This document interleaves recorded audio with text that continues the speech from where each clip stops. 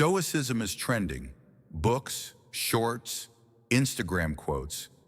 Everyone's quoting Marcus Aurelius. But here's the truth. Most people completely misunderstand Stoicism, and that's why they quit when it gets real. You don't use Stoicism like a motivational quote. It's not about always being calm or emotionless or acting tough. True Stoicism is daily discomfort, facing ego, letting go of control, acting from principle, not impulse. It's not sexy. It's not social media friendly. It's work. Deep, slow, humbling work.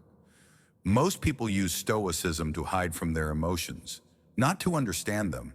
It's not suppression, it's transformation. They only practice when life is easy, not when they're overwhelmed. But Stoicism isn't a patch, it's a system. They love to read, but hate to self-reflect. Journaling? That's where the theory becomes personal. They want fast results. But Marcus Aurelius wrote nightly, not for likes, but for growth.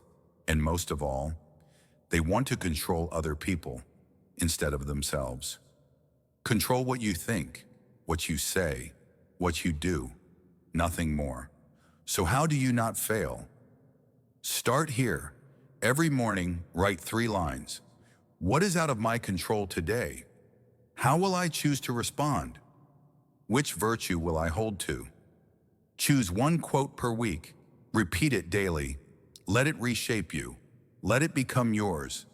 Pause before you react, before you reply, before you prove. Welcome a little discomfort every day. Wake up earlier. Delay gratification. Watch your mind struggle. That's training. And whisper to yourself, I could die today. Not to be dark, but to live brighter. This isn't about impressing anyone. It's about becoming the kind of person you'd admire, even in silence. Don't fail Stoicism, because Stoicism won't fail you. Just keep showing up, quietly, firmly, fully.